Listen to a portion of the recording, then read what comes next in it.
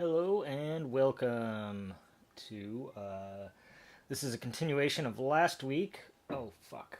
God damn it. Hold on a second. I forgot something. Let's get my face in there. I know you guys want to see my face.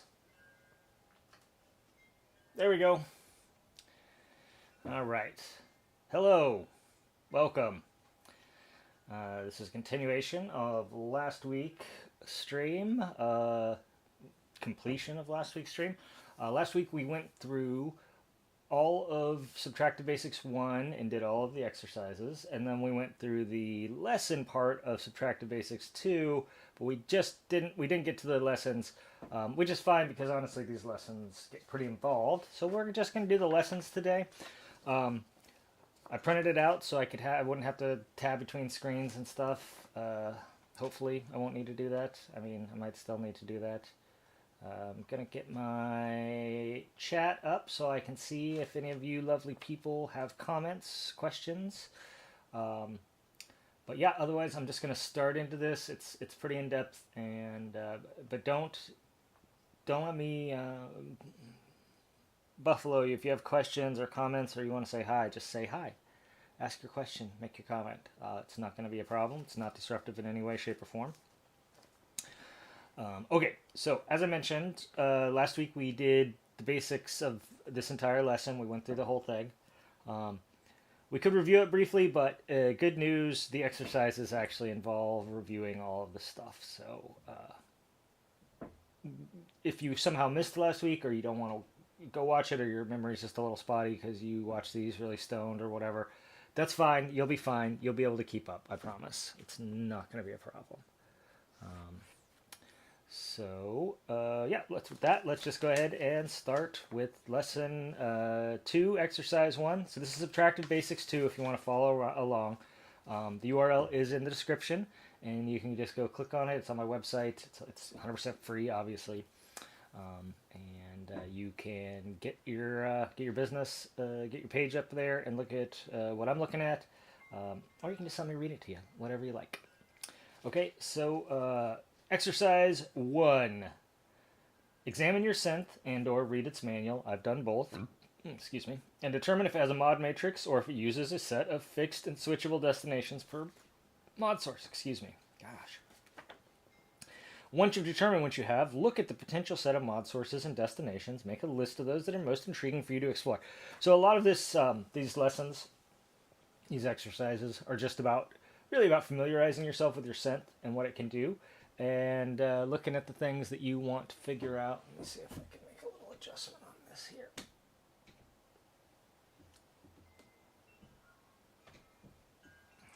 Sorry.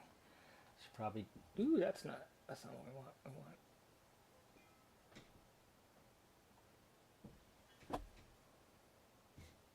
There we go. Sorry about that. It's just annoying me the way it was lined up. It's still a little crooked. I'm going to leave it, lest I make it worse or make anyone seasick with my adjustments. Okay, so we have a modulation matrix. It is a pretty cool one. List of destination or sources. You have an envelope, LFO, seek, and velocity, and we'll talk about those last two because they're not unique to this synthesizer, but they are not covered in my lesson, so we'll talk about those. And then our list of destinations are pitch, pulse width mod, amp, filter, distortion, and aux CV, and we'll talk about all of those real quick. Okay, so envelope and LFO, those are well covered in this lesson and in Subtractive Basics 1, so I'm not going to go into those. Seek is, this has a mod sequence lane, okay, which is totally independent. It's got its own set of 8 patterns.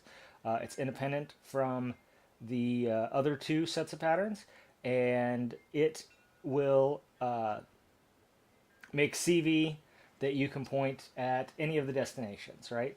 So basically what this lets you do is have an extremely programmable, weird wave shape LFO, right? Because it's going to be periodic, it's going to be playing through as a pattern. You could also probably use it to simulate a second envelope if you're clever. But for most applications, it's going to act as a second LFO, but one with a very definable wave shape. Because again, you have 16 patterns, so it can be going, it could do some kind of, for example, weird combination of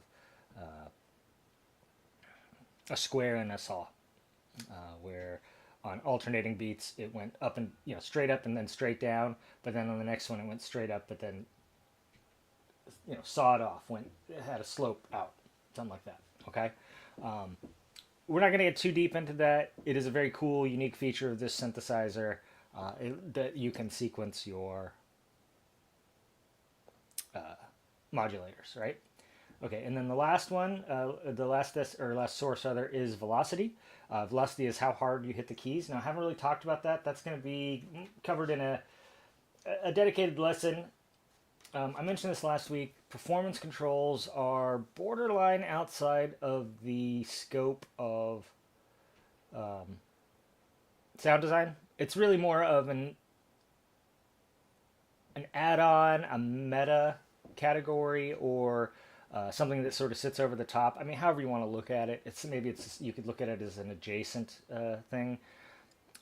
But once you have your core timbre and the shape that is created over time by the envelopes and stuff, performance controls, velocity in this case, how hard you hit each key, then allow you to add a dynamic element. Obviously, with a real world instrument, let's say a guitar, if you hit it softly, strum softly, you get one kind of sound, right? And if you strum hard, you get a different kind of sound. The softer strum is going to be quieter. It's going to be probably darker, like not as bright, right? Not as many high harmonics or high overtones. And it's going to fade away quicker.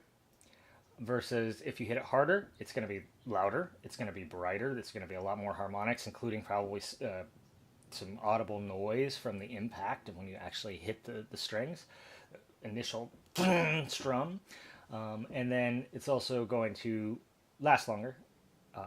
It's not going to fade away quite as quickly. The strings will ring out longer, and all of this can be done with velocity, right? So in this case, you would on this synth you don't have quite enough destinations to make that happen, but you could on a different set. So you could do louder, right? Do velocity to amp. Do brighter. Do velocity to filter. Okay? Maybe velocity to distortion as well. You could also do a little velocity to pitch, because sometimes, maybe not on a guitar, but on a drum, for example, the harder you hit the drum, the faster it vibrates, and thus the higher the pitch is, right? So things like that. But let's say if you're doing a guitar-like sound, you might want to use velocity to open the amp, open the filter, and add a little bit of distortion, right? Because the harder you hit your guitar, your big guitar, your synthesizer guitar in this case, the more bright, the more loud it's going to be. And if you had access on this mod matrix to, say, the release, to the envelope times, you could also make it so the harder you hit it, the slower it decayed. Slower it faded away, released. So there's things you can do, is what I'm saying with that. Okay, so we have envelope and LFO. Okay, so then destinations, like I said, pitch. This we're doing pitch bends, pulse width modulation. It's a little wave shaping, right? Amps, loudness, filters, brightness, and then distortion. And the last one, so distortion is this distortion effect here. It just lets you basically control this knob with LFO, envelope, or the sequence, or the velocity. And then aux CV lets you, if you do it to that, it goes out, and then you can control other devices with the CV on the back. So that's that. That's the mod matrix, okay? So what's intriguing for us to explore? We'll probably mostly going to stick with the classics. It is interesting. Let's say that most of these lessons will focus on the amp and the filter, but we'll try and mix it up. We'll also do some pulse width modulation for sure, but we'll do a little distortion and a little pitch too with some of the patches to kind of show you what that might be, what that might look like, right? What you might want that for, why you might use that, etc. Okay, exercise 2. Examine the synth you're using. Identify how many of each core element, oscillator, filter, amp, envelope, LFO, your synth has, and which of these new components, noise, sub-oscillator, sync, mixer, and pulse width modulation, are present on your synth. Additionally, make note of any components or elements that are present that haven't been covered. Make a list, mental or otherwise, of all of these.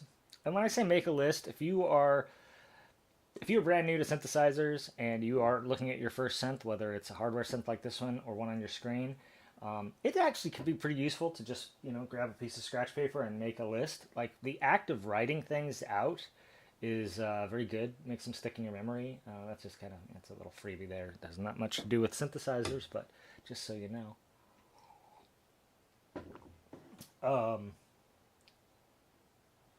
Okay, so let's look at all the components here.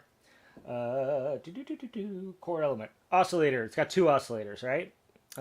This is oscillator 1 when it's pink, and then oscillator 2 when it's green. Oscillator 1, oscillator 2, right?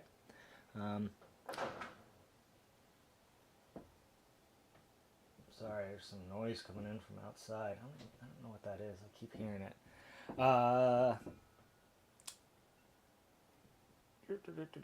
So it's got 1 LFO. Boop.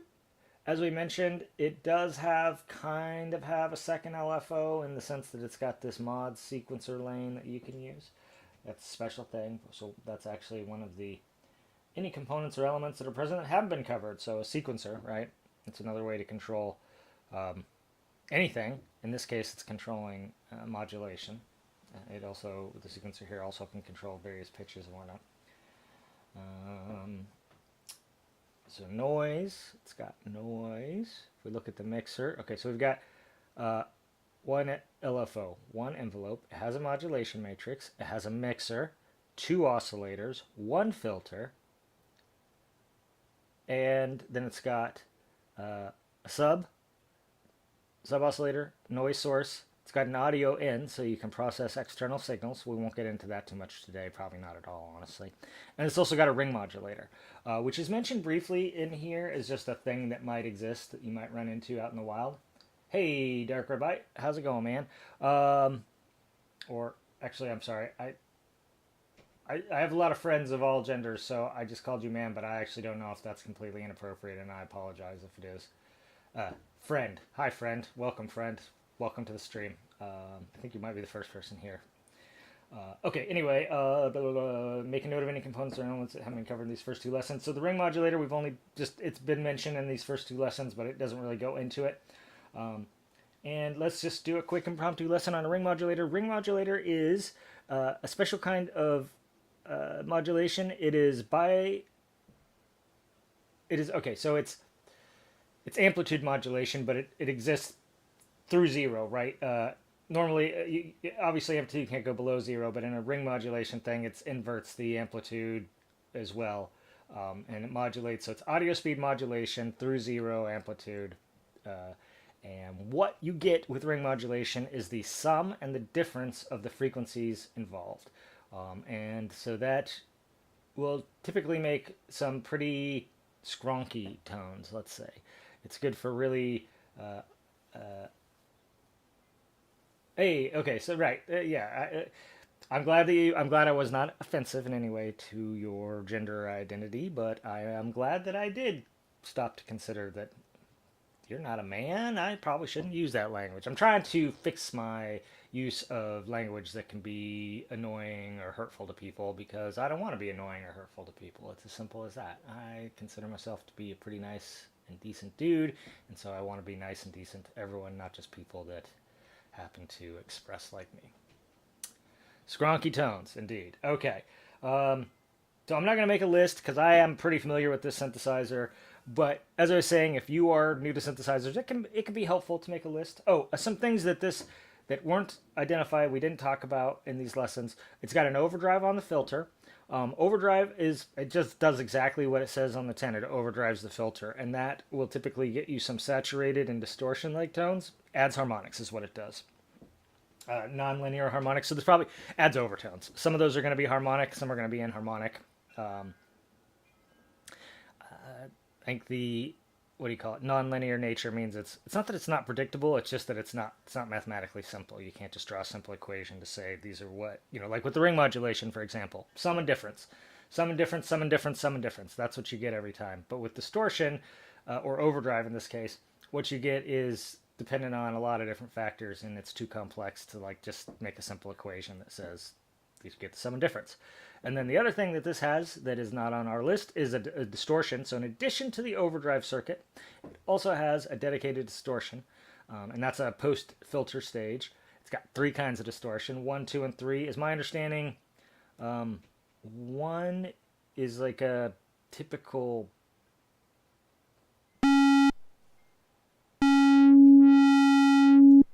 Yeah, 1 is like a clipping square wave distortion, so it just clips off the top. 2 is a kind of a fuzz distortion. See how it just kind of like adds a little layer of fuzz. And then 3 is a combo. Does both. Does both distortions. Okay. Yeah, so that's what we have. Like I said, we're not going to make a list, but that's, so the extra things we're looking at is an overdrive stage on the filter, a ring modulator in the mixer, a dedicated ring modulator slot in the mixer, and distortion at the end. Controls wise, we also have a 24 dB switchable filter, even though it's only one filter, and we can also bypass the filter with either the noise or the oscillator too, which gives us some interesting sound design possibilities down the road. And it's switchable low pass, band pass, or high pass. Okay.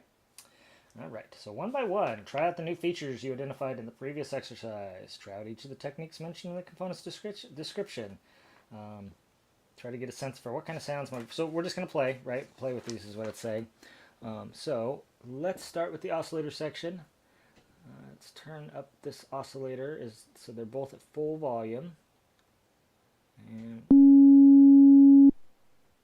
no, actually, we can detune either one of them.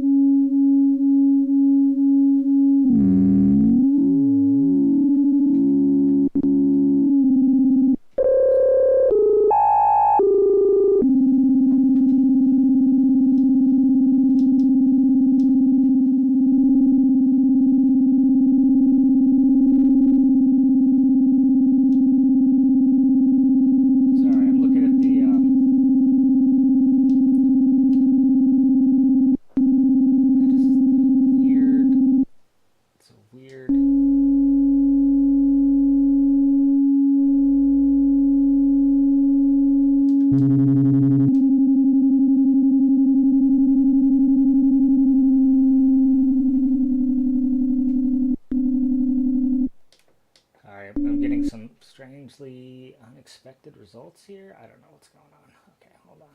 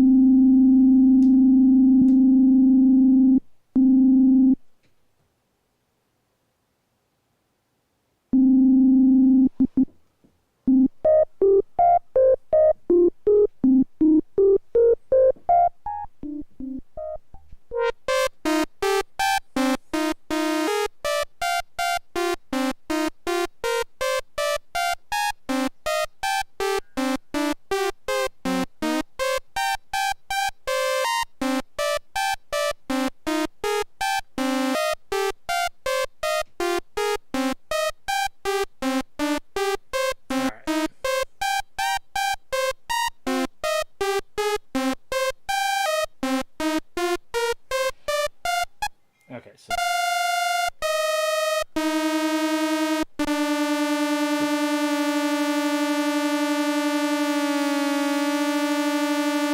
so there is a good example of the oscillators, two oscillators, you got two oscillators, same waveform, same range, so same octave, but they are tuned just a little apart. And you hear that movement, that's called beating. Very common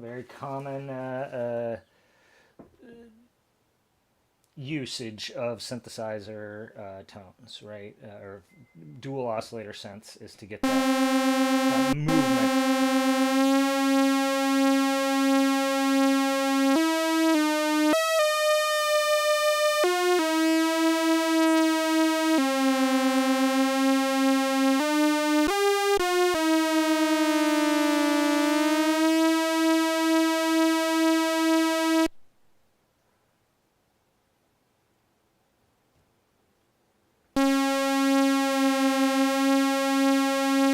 See, and so yeah, it's right. Sorry about the confusion and me sort of bumbling around here. It was giving. It just sort of sounded a little different than I expected it to, and I was trying to figure out what's going on. This is what I was expecting. Just sort of like moving.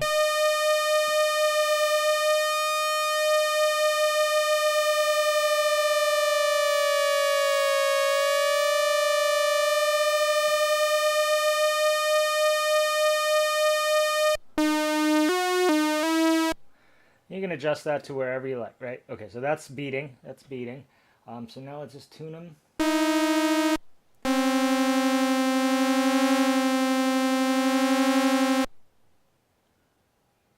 think it's weird. It sounds like this is out of tune.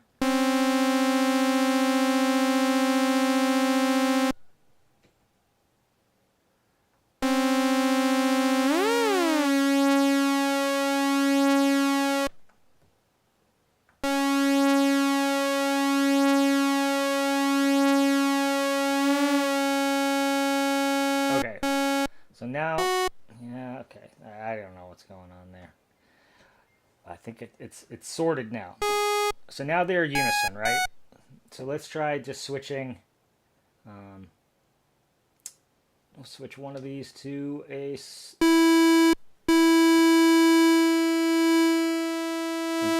here you have an example of stacking tones. Right, so these are the same pitch. But they are different waveforms. So here we've got one of them doing a square/pulse wave, and one doing a saw. So if in effect the pulse square is just reinforcing the odd harmonics, and so those are a lot louder, a lot stronger in this tone. But it still has the even harmonics, so you get kind of a hybrid saw square. You could also, so that's just a sine wave, which isn't going to add any harmonics, but it's going to add just more weight on the fundamental. And then a triangle wave. Triangle wave is kind of like a abbreviated square or pulse. It has a very similar set of harmonics. They're not as loud and they don't extend as far.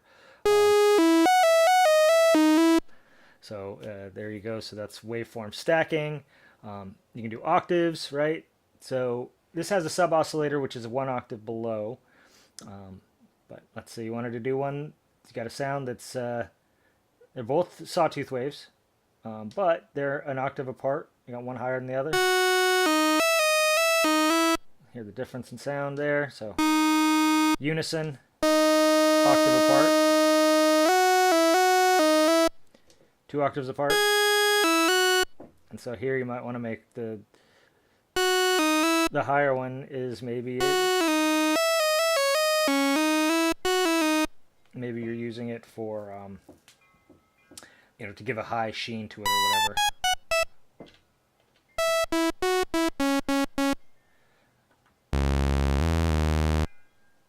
Turn that one up.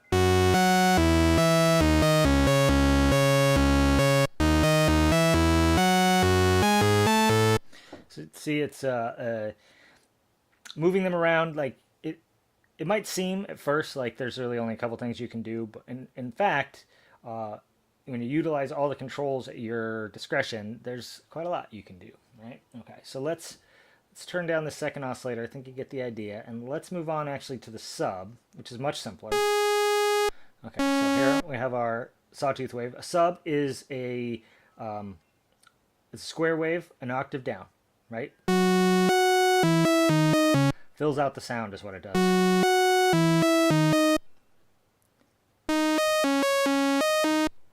Okay. Oh, I think we wanted to talk about... So we don't have more envelopes, more amps, which on the one hand is an advantage of this synthesizer. It's one of the reasons I chose it to show off these techniques, is because it's so simple. But if we had more envelopes, more amps, I'd show you what it's like to use the filter with one envelope and... Hey, Disgruntled Fairy. I also love that. They're kind of in that bisexual color realm too, right? I can never remember what the bisexual colors are. But, either way, it's queer as hell. It's a very queer synthesizer line, and I'm all for that shit too. I do love a queer synthesizer. Yeah, so we didn't really talk about so multiple filters. There's only one. Multiple amps. We don't have that. We really just have extra oscillators. So we can't do any of those. Like I said, that is sort of a disadvantage here, but it's also like, it is what it is. And then...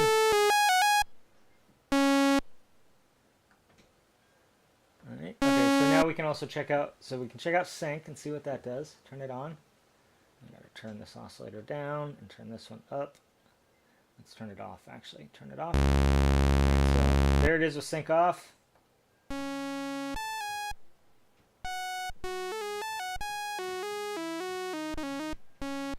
It's changing the pitch, isn't it? It's because it's synced to the other oscillator, which is tuned up a couple of octaves. So this one's in octave 8, and this one's in octave 2. And so the sync, turn it off. Nice and low, turn it on.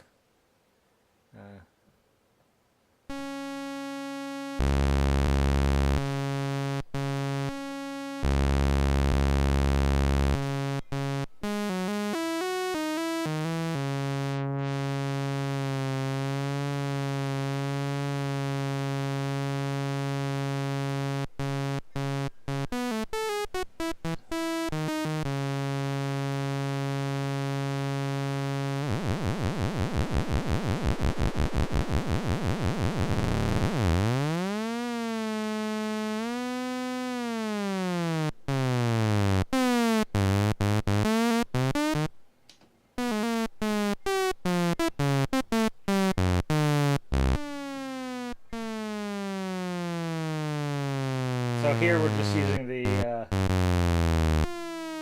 LFO to control the pitch of the non-sounding oscillator that it's in sync to, so you can hear it like pulling it to the second oscillator to its pitch or whatever. The sync on this is a little weird. I don't know if it's possible there's even something wrong with mine. Definitely on videos I've seen it produce what I would consider to be very typical sync tones. But on this one, it's been kind of, on the unit I have in front of me, it's been a little weird. So I don't know if I'm just not jiving with what it's doing, like sync-wise, or maybe I'm just crazy. But anyway, has sync, that's sync. And there may be something wrong with that element of sync. I don't really know. Okay, so let's turn that off. Let's see. Is there I think we can do like a... Right, okay.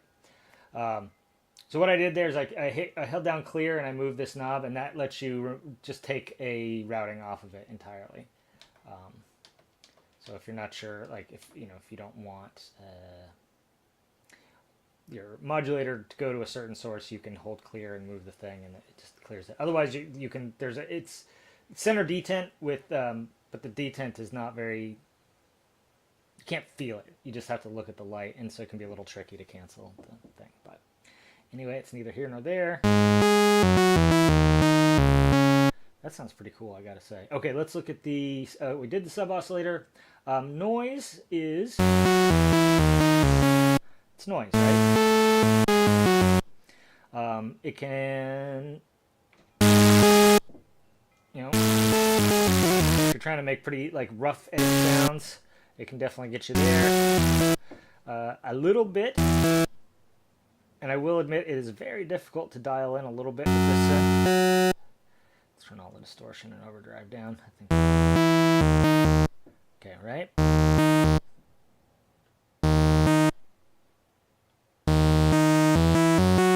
So this has kind of a rough, tough tone, right? So a little bit of noise can, okay, so there's none. And then let's try just a little bit.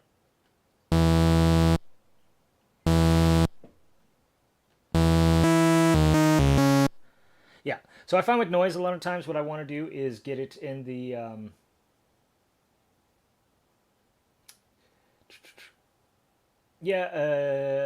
mono station. I don't know what keyboard you have, but if it's the bass station, it's a very similar guts to this. So Dark Rabbit, the bass station 2 and this share like 85% of their DNA.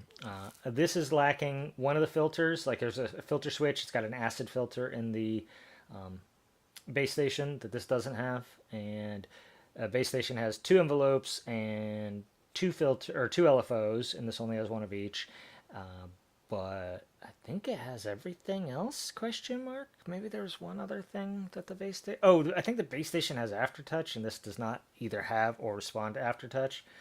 Which is a little annoying. I understand why they couldn't maybe have made it work when it came out with the keyboard with aftertouch, but it would have been nice if it responded to it at least. But that's right, we're not complaining. Okay, then the last thing to look at here is we could look at the audio in too, but that's pretty straightforward.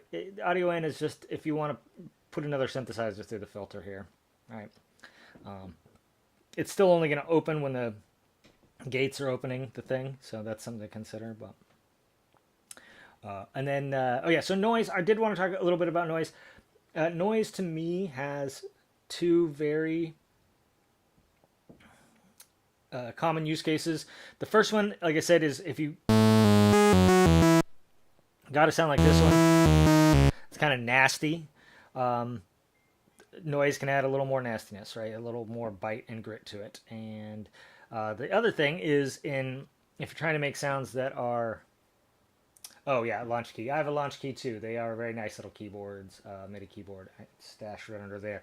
If I wish I had a little more space on my desk, or I really maybe should try and get one of those under desk trays so I can put a keyboard down here. So cause I'm not much of a keys player, but I can play a little bit, and it is nice to have access to an actual, honest to God, keyboard from time to time. Jesus, we're really lagging. I'm going slow. I'm talking too much. Okay, I think we got it. Pulse width modulation as well. Let's just do a quick thing on that. Let's turn this down. Make this a square. Okay, so there's our pulse, right? Turn the noise all the way down too. You see what I mean? Like, noise just adds like a little. If you feel like your synth tones are too pure, too, oh yeah, for sure. Noise as a modulation is bananas good. On this, you can do that actually. It's got sample and hold, so you can't use. It's probably the same noise generator. You can't like steer this to an oscillator or to the filter, but you can set the LFO to like max speed on sample and hold, and that's essentially what you're doing there, right? We'll do that. I'll tell you what, we'll do that for one of the patches, and let's try and get to that pretty quickly here, because I'm yapping a little too much. I'm not going to get through all of this, and it's a shame. It's a shame. Oh yeah, pulse width modulation. Turn the noise down. Do our LFO to.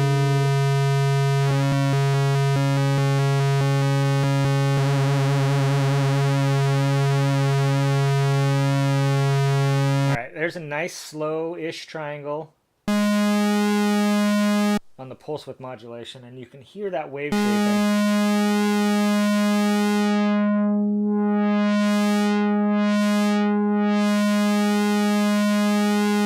touching anything. I'm just holding the note now. You hear it going. So that's pulse width modulation. It's opening and closing the pulse of the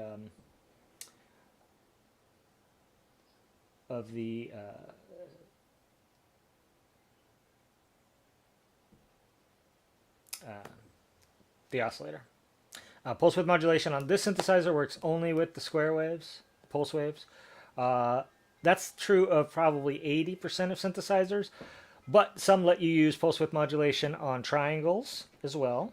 Some let you also use it on even on saw or sine waves as well. So you can be applied. I guess it's someone who's smart about the math and what's actually going on can tell me that it's probably not true pulse width modulation is my guess, that it's a similar process, but you know, whatever.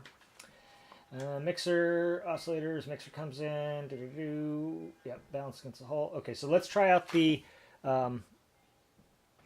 ring modulator. And so you can see that's pretty different. And that's because we are an octave apart. That's why we're getting this sort of... okay, so this is two squares an octave apart being ring modulated.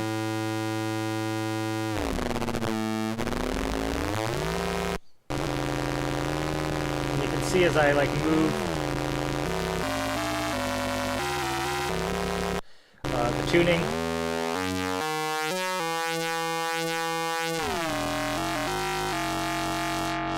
You get even more.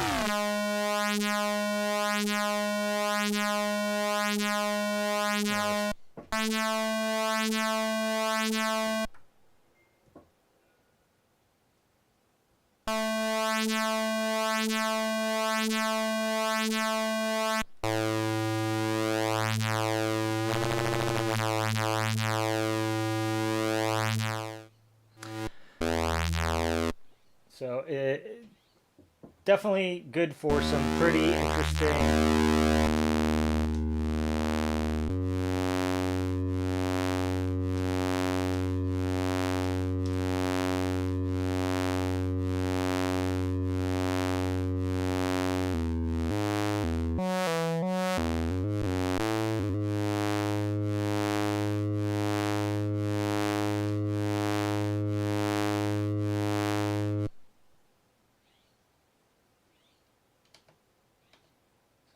seeing there's this weird cyclic thing happening, and I'm not sure exactly why that's happening.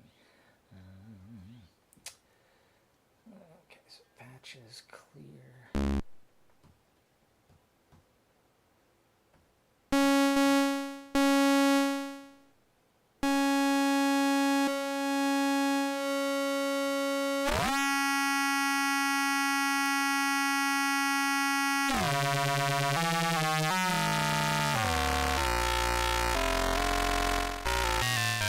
Skronky tones, right? This is good for your skronkiest bell-like tones, metal tones, whatever. That's what ring modulation is for. I just reset the patch, by the way. That's what I was doing there, is to like, I couldn't figure out where the modulation or where the weird periodicity was coming from, so I just reset so that I would understand what I was looking at. Okay, that's pretty much it. I think we've tried everything. Got a sense, hopefully, for what sounds might be used for what, blah, blah, blah. Return to the patches you created in the first lesson. And we're going to add components to see how it improves or opens up new possibilities. So let's look at the patches that we made last time. And...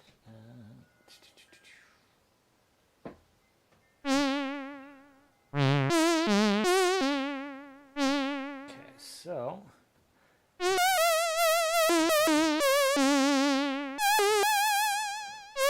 so we're only using one oscillator here.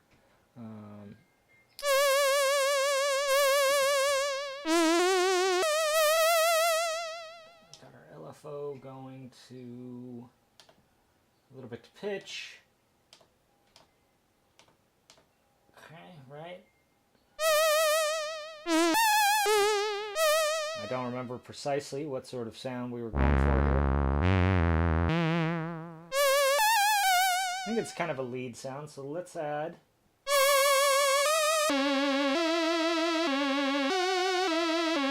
Although actually, I see that we have.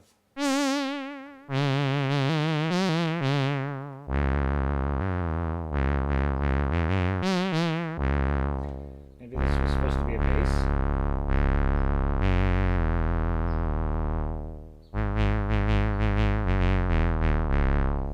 What if we add a little sub to that? Maybe even. We can add another oscillator and detune it a little bit.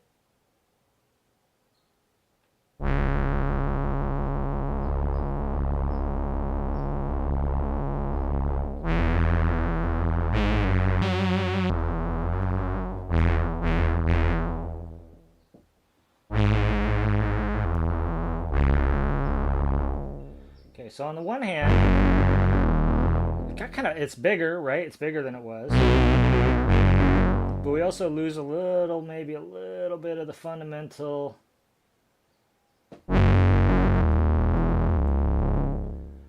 because of this detuning.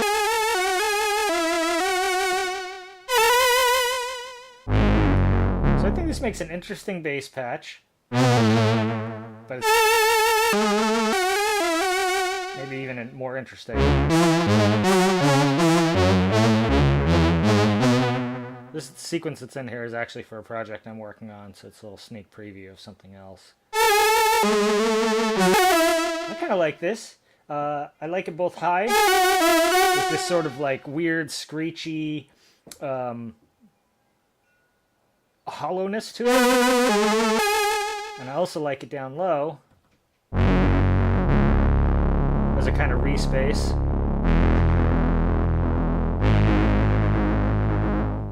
Alright, so we will patch, save, right?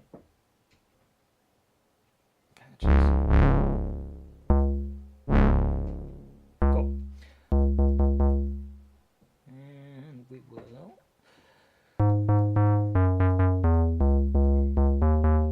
Sounds like a square wave bass, maybe? I wonder if that's what I was going for. So let's turn up the sub.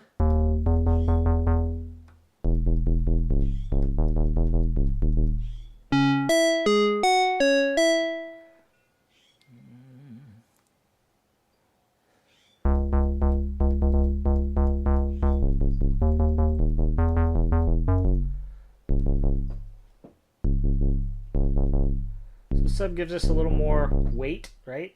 I'm gonna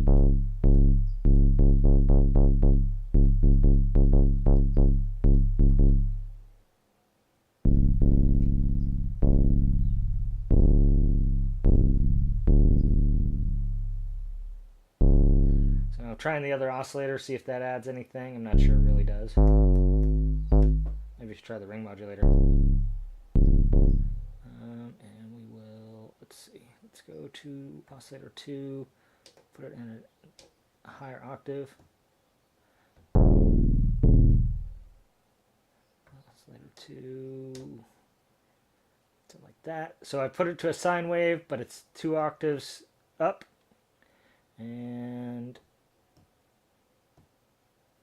get some weird tuning on it too.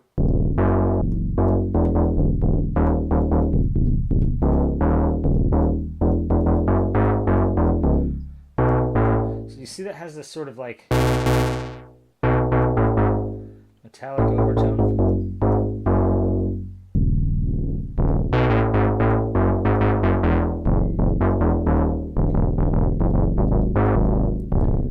So, and I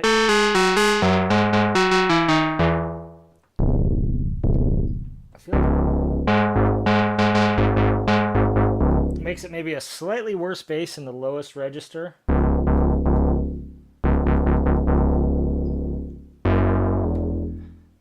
But a better sound overall. So we'll save that one. And again, all I really did on this one, I added a sub and some ring modulation, right? And I'm just going through, I'm adding things that, you know, again, based on the directions. I'm listening to the patches that I made last week, and I'm just adding some of the new toys, right? And the idea here is just to familiarize yourself with what else your synth can do when you are making those basic sounds. I do think if, you know, really for anyone, if you're getting a new synthesizer, this is kind of a worthwhile exercise to do, even if you already know what you're doing. But certainly if you're just getting started in this stuff, a lot of this can seem really fucking stupid and basic and simple, and I know there's a temptation to skip ahead. But it really is worthwhile to make these very simple, basic sounds, both to kind of get a sense of how actually simple a lot of synth sounds are, and also just to understand the fundamentals of what you're doing, right? That's always a good idea. So we will save right there. Yep. I'll go patches. Now this definitely sounds like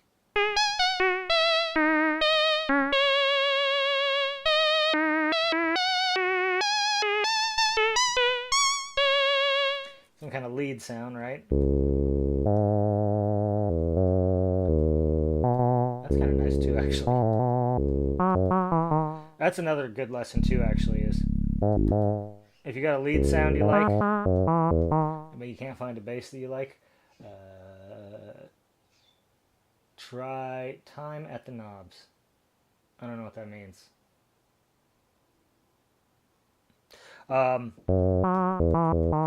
But yeah, if you have a bass sound you like, try tuning it up a couple octaves. If you have a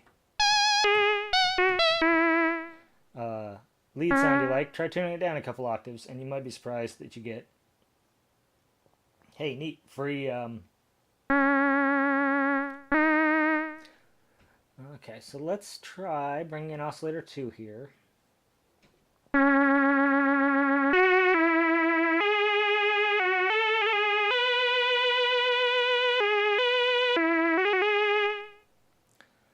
Okay, so we have this tuned.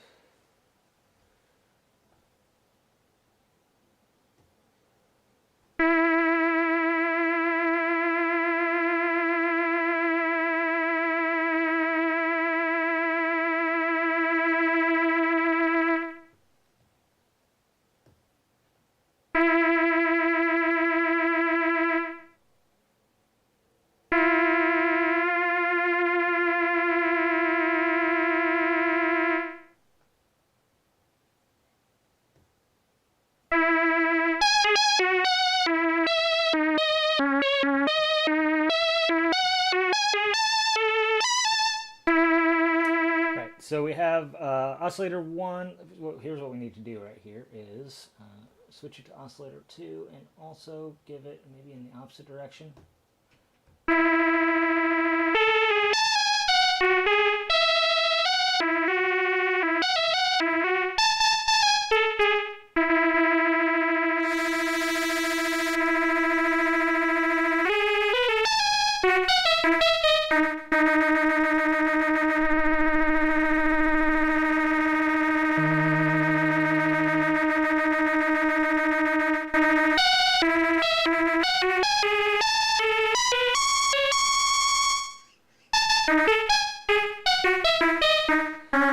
So added a second oscillator, a little bit of noise. Put the LFO going the other direction on the oscillator to make this sort of movement a little more dramatic. I don't know exactly what I might use this sound for. I also added a little bit of the fuzz distortion. I don't know exactly what I might use this for, but I bet it's useful for something. So we'll go ahead and save that one. And, you know, if it seems like I'm moving through these kind of quickly / carelessly. Oops.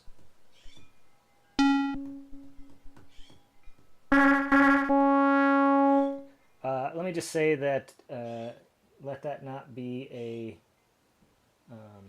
yes, absolutely. Calling something a lead or bass is more a statement of what octave it was created in than what its intended use is. Right. So when I'm programming sounds, I'm usually like, oh, this is a pretty cool bass sound. You know, and I'll just save it as that because that's what I was thinking when I made it. But then when I go back to actually use a sound, when I'm like, you know, doing some arrangement and I'm picking through sounds, I'll start with the things that I called lead because that's what I intended. But if none of those quite fit the bill, yeah, I go into the basses, I go into the keys, I go into the whatever other category, sound effects even, and start digging through those. Okay, so I think this is our sweep. Yep. Okay, so let's...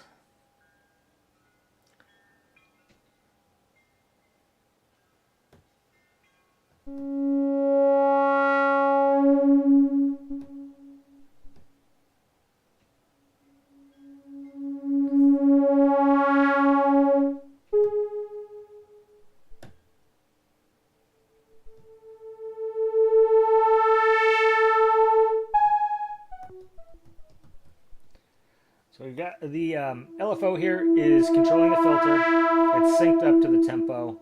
We could turn the tempo up.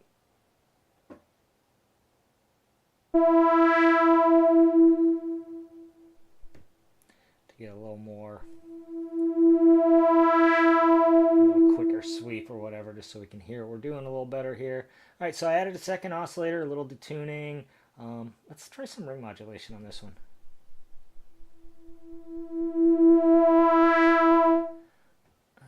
Let's, in order to get something out of that, what if we do this? So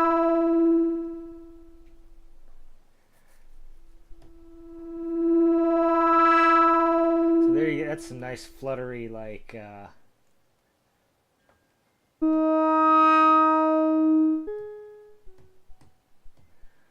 we've got both sync and ring modulation. Makes for maybe a more interesting... We'll add a little overdrive. We're just trying to make an interesting sweep here. Maybe add a little noise too. Tiny bit of noise.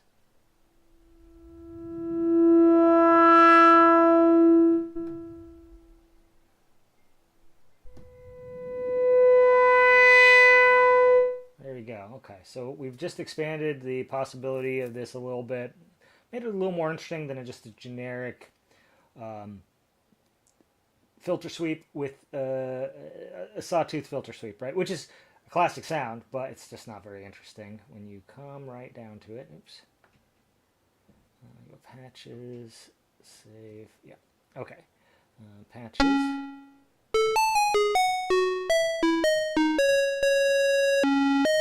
So we got a really rapid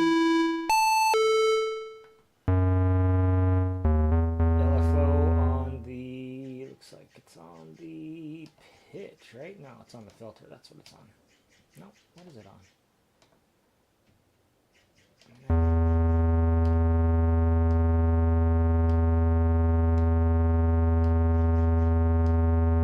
Oh, it's on the amp. It's tremolo. That's what's going on.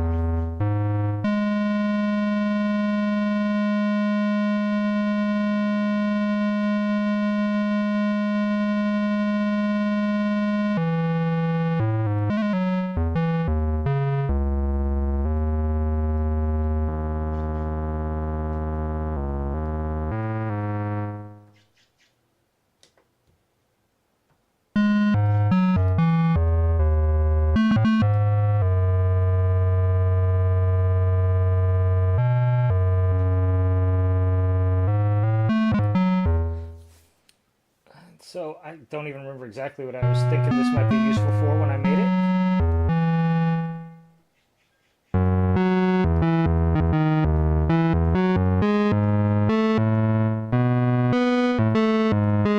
I'll actually add that ring modulator since these are in a similar, yeah, so they're essentially tuned identically. It just adds a little bit of gnarl to it, right? Decoration, because they're basically tuned the same. They're just detuned just a little bit. So the sum and the difference here we're getting are, the sum would be an octave up, the difference would be, and I also don't have it turned up very loud, the difference would be just whatever the, like, little, gosh, maybe even an inaudible frequency, just some beating or whatever happening. I don't know. The math part of it sometimes escapes me. You know, I know what's the sum of the difference, but like figuring out what that actually is going to sound like, I don't know. I just turn the knobs and then use my ears. But yeah, okay. Sure. I'll save this one. Oh, I think I was saying, if it seems like I'm just blasting through these and carelessly, I mean, I kind of am, right? Because who cares? They're just synth sounds. You can overwrite them. You can create more later. I try not to be precious about anything that I create, but especially something like the sounds that you create. Like, I mean, you know, if you spend 6 hours on something and it's this lush sculpted pad and whatever, and you accidentally overwrite it, that's frustrating as hell, obviously. But for sounds that I cranked out during a live stream and last week, you know, whatever, it sounds like it's supposed to be.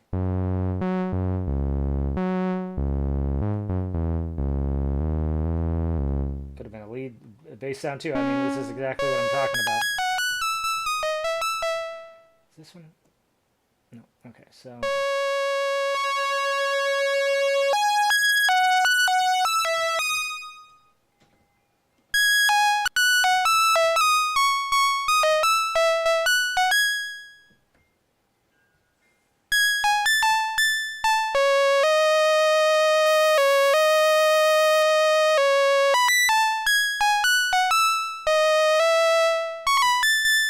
I think this was supposed to be like a string patch or something.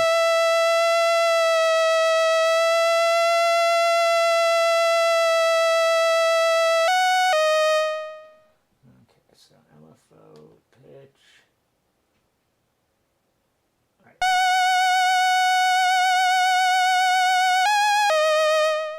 So I'm going to put that on the second one as well. Just a tiny little bit.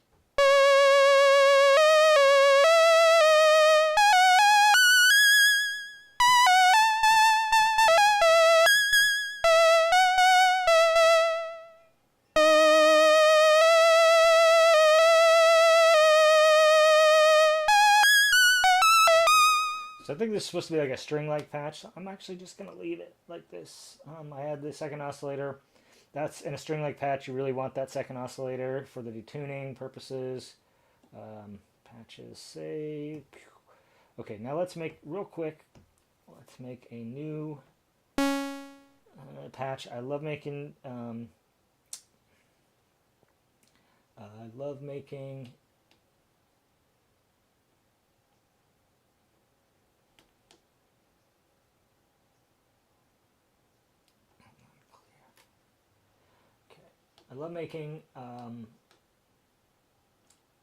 percussive sounds on synthesizers. So that's what we're going to do here.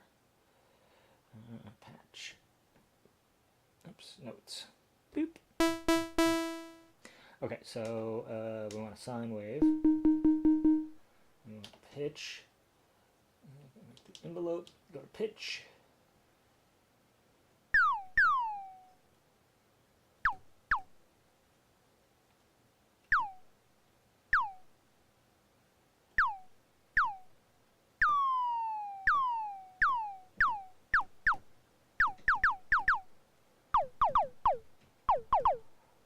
Too deep. Yeah.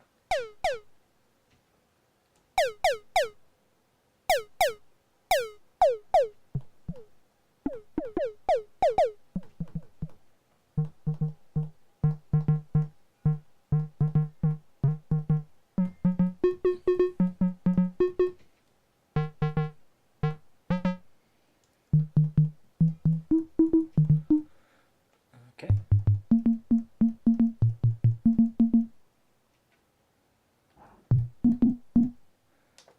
Oops.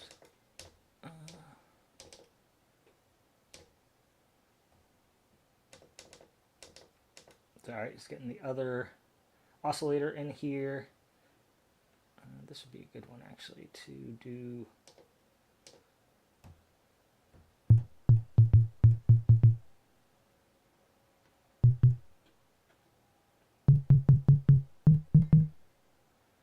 Let's see. So I'm doing ring modulation here, and I've got pretty. That one's in 2. That one's in 8. So they're a couple octaves apart. They're both.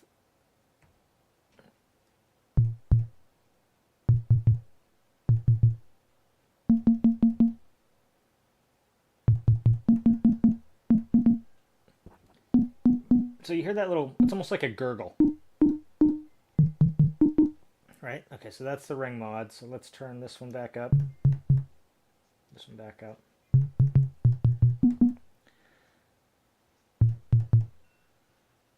Maybe it's best with just one oscillator and a little bit of noise. I wish I could...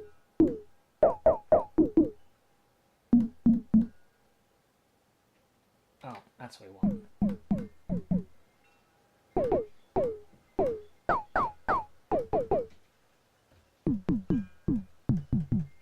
Too much noise. Too much noise. Okay, we're getting into like a tom sound here.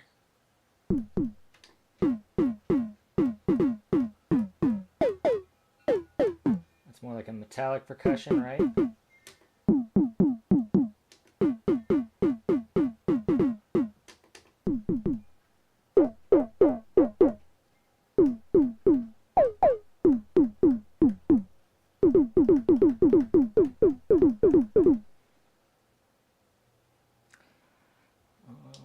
Could also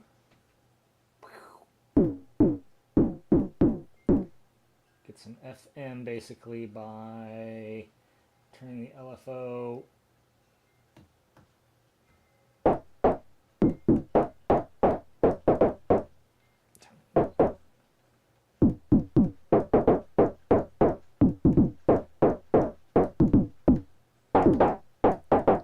So we're getting some FM there because the LFO is an audio speed rate. But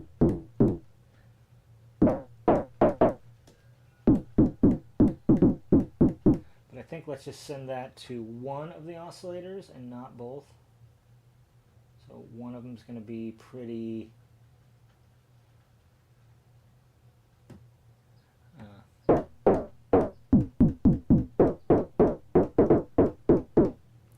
There we go. Yeah, just in time. I love making synth percussion. It's one of my favorite things to do. So yeah, that's what I did. Patches, save, boop, there we go. All right, now we didn't actually get to the last one. Finally, let's make some new patches. Well, I made one. Ideally, your experimentations in steps 3 and 4, last 2 steps, spark some ideas. It did. Try and create a patch featuring each new component, something you couldn't create without that component.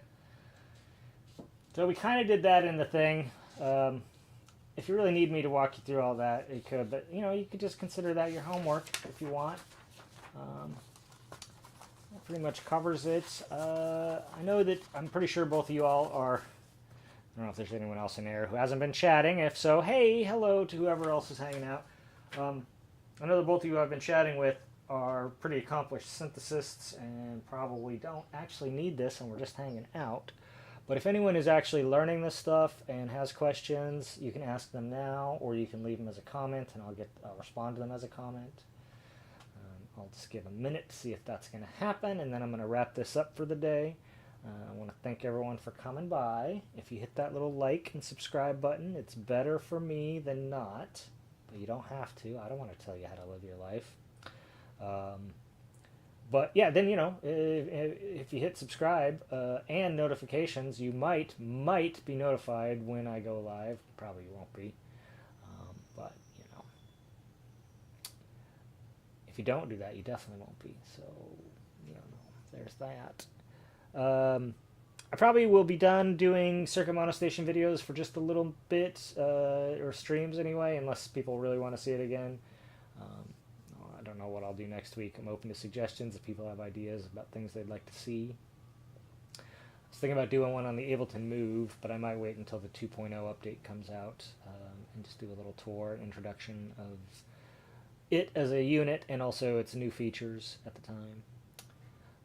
But yeah, that's pretty much it. That's the Circuit Monostation. That's Subtractive Basics 1 and 2. The idea of these 2 lessons, when you're done with them, is that you should be able to make... You should be comfortable on any synthesizer you have. Ideally, if you just have one, that's obviously fine. And have the tools that if you are faced with a new synthesizer, you can very quickly figure it out.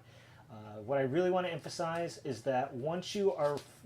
really have a good working sense of what each base component does, the 5 basic components, and then the sort of little spray. There's 5 more.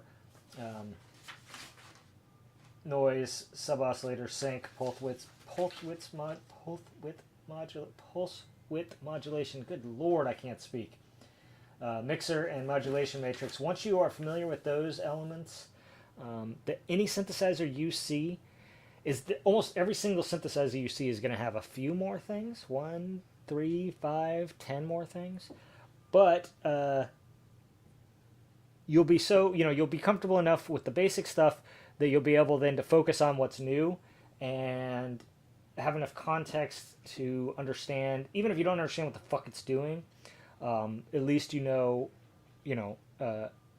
what it's not, and maybe again, like, you don't really need to understand the underlying processes of most of this stuff when you come right down to it, as long as you know that when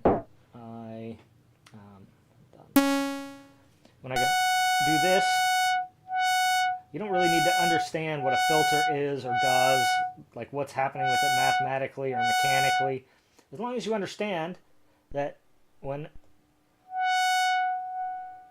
you move it, that it sounds like that, right?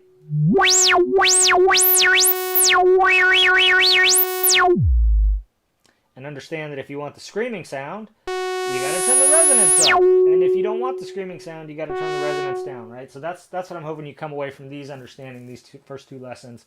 So any synth that you sit down in front of, you've got a firm and thorough understanding of the core, and then you can use your brain meats to figure out the stuff that's not in here, right? The stuff that's not in lesson 1 and 2.